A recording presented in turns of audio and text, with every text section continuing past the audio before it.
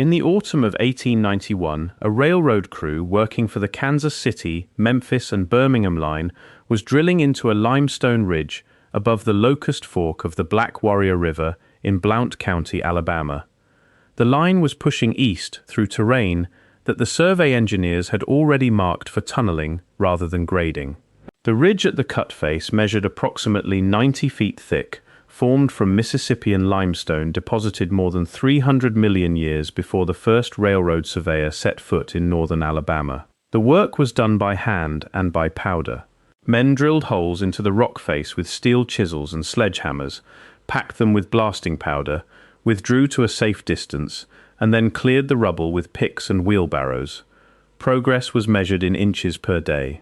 The foreman's daily reports, filed to the division superintendent in Birmingham, record the consumption of powder and drill steel, the weather, the names of men injured on the job. Through the first 3 weeks of November, the entries are precise and consistent. A man named Harlan Pruitt is noted as having cut his hand on a drill steel on November the 14th. The powder requisition for the following week is marked approved. The ridge is yielding approximately 30 inches per day at the current rate of work. The entry for November the 23rd, 1891, is blank. So is November the 24th. So is November the 25th. The next entry is dated November the 26th and is written in a different hand. If you're enjoying this story so far, don't forget to hit the like button and subscribe. Drop a comment telling me where in the world you're watching from. I love hearing from you. The blank section was not discovered by a historian. It was found by a civil engineer named Thomas Caldwell, retained by the Southern Railway in 1912 to survey and catalogue tunnel infrastructure across the Alabama Division following a series of maintenance failures. Caldwell's inspection of the Blount County bore was considered routine. He examined the construction logs as standard practice, and when he reached the November entries, he noted the gap in a margin annotation that reads, in his own handwriting, 3 days unaccounted following first penetration of the ridge. No explanation in existing records. He then noted something else. The tunnel as completed did not match the original survey dimensions. It was wider than specified by 14 inches along the east wall, and the east wall at approximately the midpoint of the bore showed a section of masonry that differed from every other foot of lining in the tunnel. The standard construction throughout the bore used machine-cut limestone blocks set in Portland cement. The anomalous section used fitted stone with no visible mortar. Caldwell measured the gap between the stones with a steel rule and could not insert the blade. He noted the section as anomalous construction of indeterminate origin and recommended further inspection. The recommendation was not acted upon. Caldwell was reassigned to survey work in Tennessee the following year and did not return to Alabama in a professional capacity. The survey report was filed with the Southern Railway's engineering department in Atlanta. It has not been cited in any subsequent inspection or maintenance record for the Blount County bore. What Caldwell measured has never been re-inspected. The section of fitted stone corresponds precisely, in location, to the area of the east wall adjacent to the 3 blank pages. The width anomaly of 14 inches sits directly alongside the mortar-free masonry. The fitted stone is not a repair or a later patch. Caldwell's description makes clear that it is original to the bore, that the stones show no evidence of modern cutting tools, and that the fitting technique differs from anything in the company's construction specifications. He describes a bevel cut along each stone edge that creates, when the stones are stacked, a self-tightening joint, a joint that increases in compression as weight is applied from above. He had seen this technique once before, he wrote, in a photograph of pre-Roman stonework from a site in the south of France. He did not know what to make of finding it in a railroad tunnel in Blount County, Alabama. Neither did anyone else. To understand why fitted stone of this character represents something more than a construction irregularity, it helps to understand what the drilling record was built to contain. The Kansas City, Memphis, and Birmingham Railroad operated under bond covenants requiring quarterly engineering certifications. These covenants specified that any significant geological discovery at a cut face, any void, passage, or structural feature not accounted for in the original survey had to be documented and reported. The documentation was not optional. It was the mechanism by which the bonding agents assessed the project's geological risk. A 3-day silence in the drilling log is not an administrative oversight. It is a violation of those requirements. Someone made the decision to leave those pages blank, and that decision required either the foreman's own authority or instruction from someone above him in the company structure. The crew that broke through on November the 23rd did not simply find an empty pocket in the rock. The account that survives comes from a letter written in 1904 by a man named George Seward, who had worked as a supply runner for the construction camp and who wrote to a cousin in Ohio describing what the drilling crew told him when they came back to camp on the evening of the 23rd. Seward's letter was found among family papers donated to the Etowah County Historical Society in 1958. It has never been reproduced in any geological or archaeological publication. Seward writes that the crew broke through the final limestone face and entered a space they had not anticipated. The space was described as a room, not a cave pocket or a water-cut void. The ceiling was level, the walls were vertical, the floor was flat stone, and the room was not dark. Seward records that the men described a glow coming from the walls themselves, steady enough to see by, not fire, not lamp, but present in the stone itself. The foreman ordered the crew back out of the bore and stationed 2 men at the entry point through the night. Something was brought out of the room and placed in the foreman's tent, and on November the 26th, when work resumed at the face, the entry to the room had been sealed, not blasted. Sealed, with the same fitted stone that Caldwell would measure 11 years later. What Seward's letter also records is that the sealing took all 3 of the blank days, that the crew was stood down from drilling entirely during that time, and that when they returned on the 26th, they found the entry complete and indistinguishable, at first inspection, from the surrounding limestone wall. They were then directed to resume drilling through the section at the same angle and rate as before, as though nothing had been found. The tunnel that exists today passes through that section of the ridge. It does not pass through the chamber. The drilling log picks up on November the 26th with a measurement of progress at the east face, 22 inches in a partial day, a figure the superintendent would have accepted as consistent with a late restart after equipment work. The record was not merely incomplete. It had been reconstructed to look complete. Seward does not say who sealed it. The physical description of a lit chamber inside a limestone ridge demands material explanation. Natural bioluminescence occurs in marine organisms and certain fungi. Phosphorescent minerals appear in specific limestone formations, and Mississippian limestone in Alabama does contain deposits of calcium phosphate and related compounds that can exhibit faint luminosity under particular conditions. But the glow described in Seward's letter is not faint. The men could see the walls. They could see each other. The illumination was described as steady and uniform across the stone surface. The mineral whose documented behavior most closely matches this description is hackmanite, a sulfur-bearing variety of sodalite that exhibits a property known as tenebrescence, a reversible photochromic response to ultraviolet light. In the presence of stored ultraviolet energy, hackmanite fluoresces in the range of deep pink to orange-red, a glow that persists in total darkness for minutes to hours depending on the intensity of prior light exposure. Hackmanite deposits occur in Alabama, concentrated in formations associated with alkaline igneous complexes in the central part of the state. The Mississippian limestone of Blount County sits within the broader geological context of this region. A sealed chamber carved from hackmanite-bearing limestone, closed for centuries or longer, would in theory retain whatever ultraviolet charge the stone last received when the space stood open. If the stone had been selected from a deposit with high hackmanite concentration and the chamber had been sealed for an extended period, opening it could produce exactly what the drilling crew described: a room that glows when entered, steady, sourceless, diminishing gradually over hours as the stored charge dissipates. This is not a mechanism invented to fit the testimony. It is the documented behavior of a mineral found in the documented geological context of the precise region where the event took place. The more consequential point is that the chamber's design, if the hackmanite reading is accurate, would need to have been deliberate. Someone built a room out of stone selected for its optical properties. Someone understood, when they sealed that room, what the light meant and how long it would hold. That knowledge does not belong to any tradition described in the current archaeological record of North America. The chamber was sealed before any mineralogical examination could occur. The object Seward mentions, brought from the chamber and wrapped in canvas, is the only artifact the written record acknowledges. Seward does not describe what it was. He writes only that it was of some weight and that it was wrapped before it left the camp.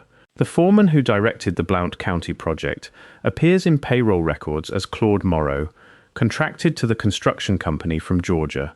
His name runs through the railroad's ledgers from the opening of the project through the spring of 1892. After March of that year, Morrow does not appear in any payroll record for the railroad or any of its successor companies. A man of the same name applied for work with the Louisville and Nashville line in Nashville in the autumn of 1893. The personnel file notes him as a former railroad foreman with Georgia references. The application was denied. No reason is recorded. The gap in the drilling log, the sealed chamber, the canvas-wrapped object, the foreman who drops from the company record and surfaces in a different state 2 years later, trying to re-enter the industry. Taken individually, each detail is insufficient. Taken together, they outline the shape of a decision made by someone who understood that a chamber of fitted stone, glowing when entered, assembled in a technique no American construction manual recognized, was not something the bond certification requirements were built to accommodate. If you're hooked on this story, make sure to subscribe and turn on notifications so you never miss an upload. Your support means everything and helps me bring you more emotional stories like this one. The Kansas City, Memphis, and Birmingham Railroad was absorbed into the Southern Railway network by the close of the 1890s. The Southern Railway's Alabama Division records for the construction period are held at the Norfolk Southern Corporate Archives in Atlanta and at the Alabama Department of Archives and History in Montgomery. The drilling logs from the Blount County Tunnel project are present in the Montgomery collection. The 3-day gap is present.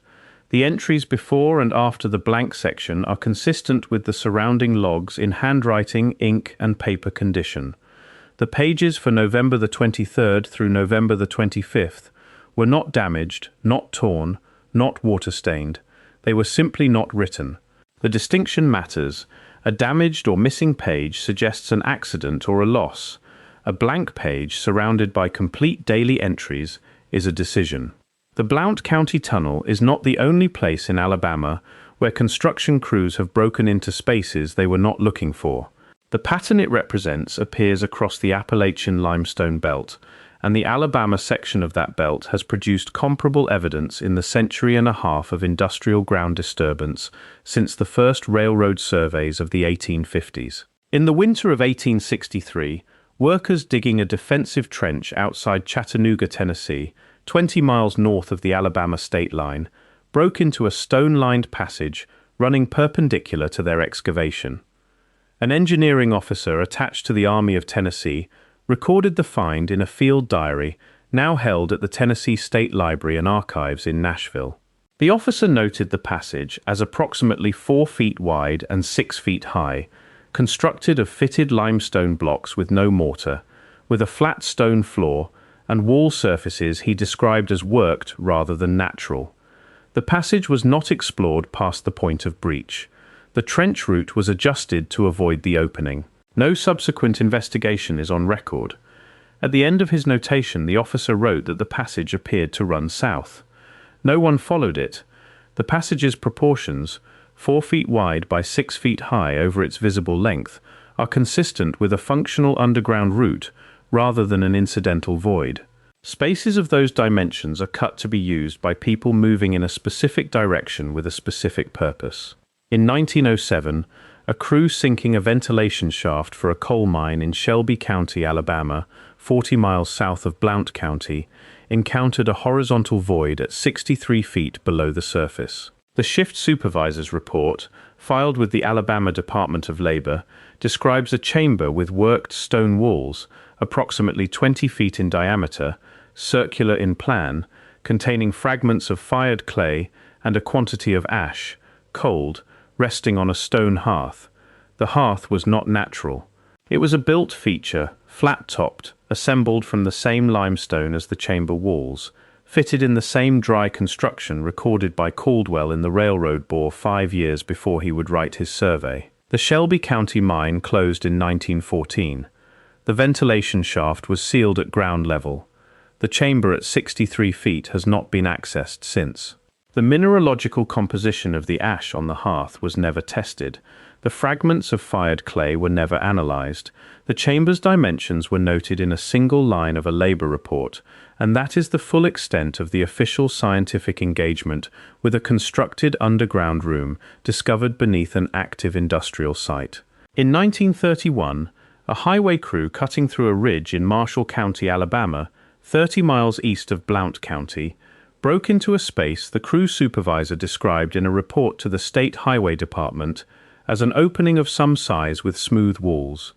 The report is 1 paragraph long. It ends, "Entry was not made. Opening was filled on direction of the district engineer. No survey was conducted. No dimensions were recorded. The district engineer who gave that direction resigned from state employment within the year. His name appears afterward in private engineering practice in Birmingham. His papers, donated to the Birmingham Public Library by his estate, contain a sealed envelope marked not for circulation in his own handwriting. The library's records confirm the envelope was received. Its current location within the collection is listed as unknown. 3 counties, 3 discoveries. Spanning nearly 70 years of industrial ground disturbance in the limestone highlands of northern Alabama, each find made during a different kind of construction, a railroad bore, a mine shaft, a highway cut. Each produced a chamber or passage of fitted stone. Each was sealed or abandoned without formal study. Each left a fragment of documentation that was filed and not followed. The discoveries are not linked in any official record. They have not been examined as a pattern by any institution. Placed in sequence, though, the consistency is not easily dismissed. Fitted stone, dry construction, comparable dimensions, comparable response. Discovery, brief notation, closure, silence. The same sequence across 3 counties, across 7 decades, in the same geological formation. The chambers are still there. The highway report describes a void that was filled. Fill material means the void persists behind it. The mine chamber sits at 63 feet beneath a surface that has been farmland for decades. The Blount County tunnel still carries freight through the ridge, and the fitted stone section Caldwell measured in 1912 sits behind the lining installed during a rehabilitation project in 1948. The older stone was not removed. The new material was placed in front of it, exactly as the original crew had sealed the chamber from the other side. What the physical evidence requires, taken in its entirety, is a construction capability in northern Alabama that predates any named tradition in the archaeological literature of the American South. The fitted stone technique described across these sites, tight joints, beveled edges, self-tightening under compressive load, is not elementary technology. Mortar-free construction of this precision requires careful preparation of each stone face, a process experienced masons call tuning, and a working knowledge of how stone distributes load under long-term compression. It is the work of people who understood what they were building and why each joint needed to be cut the way it was. That understanding does not develop in a single generation. It is accumulated over time, passed between practitioners, refined through failures and corrections. The chambers described in the Alabama limestone suggest a tradition of underground construction that sustained itself long enough to produce consistent results across a geographic range spanning at minimum 3 counties and a period of human occupation that current archaeology has not fully measured. The Mississippian culture occupied much of the central and southeastern United States from approximately 800 to 1500 of the Common Era, building substantial mounded earthworks and using dressed stone in ceremonial contexts. Their presence in Alabama is well documented. Dry-fitted chamber construction of this character is not associated with any Mississippian tradition in the current literature. The chambers described here suggest a tradition that either predates Mississippian occupation or operated alongside it, without leaving a surface record that anyone has yet learned to read. The limestone belt running through northern Alabama is part of the same geological formation containing the Mammoth Cave system in Kentucky, where pre-Columbian human habitation has been documented back beyond 4,000 years before the Common Era. The people who moved through those passages were not casual visitors. They were workers who understood the underground in ways the surface record has not preserved. Whatever tradition of stone construction produced the chambers at Blount County, Shelby County, and Marshall County may have its origin in that longer underground relationship, one that extends further than any timeline the official account of North American prehistory has been willing to accommodate. The 3 blank pages in the Blount County drilling log carry no information about what the crew found behind the ridge face on November the 23rd. What they carry is evidence of a decision. Someone with the authority to leave the record blank chose to leave it blank, and ensured that the bonding agents, the railroad company, and the engineering record of the United States would not know what the drill had broken through. If the fitted stone and the blank pages and the sealed entry are taken together as a physical record, they point to one conclusion: someone built that room, and someone found it, and the second group made a decision that has held for more than 130 years. The canvas-wrapped object that left camp in November of 1891 has not been located. If it survives, it has been in private hands for more than 130 years. The fitted stone is still behind the tunnel lining at the location Caldwell identified, approximately 340 feet from the eastern portal of the bore, east wall. The railroad has declined requests for subsurface survey access at this section, citing safety requirements and operational continuity. These are the standard reasons. They are the same reasons offered at every site where the thing that cannot be explained sits beneath the structure someone is working to maintain. Harlan Pruitt cut his hand on a drill steel on November the 14th. His name is in the log because the bond covenant required it. The crew that broke through 9 days later went unrecorded for 3 days. Something happened in the ridge on November the 23rd. Someone decided the official record did not need to know what. The chamber is still behind the wall. The stone is still fitted with a precision that no one in 1891 could account for, and no one since has been permitted to measure. The limestone of the ridge above the Locust Fork of the Black Warrior River is 300 million years old. The fitted stone cut into it has no date that any institution has been willing to assign, and 3 blank pages in a foreman's log from the autumn of 1891 remain the only document in the official record that acknowledges, through its silence, that something was there when the drill broke through. Thank you so much for watching until the end. If you loved this story, check out the other videos on your screen now. I think you'll really enjoy them. And don't forget to subscribe if you haven't already. See you in the next story.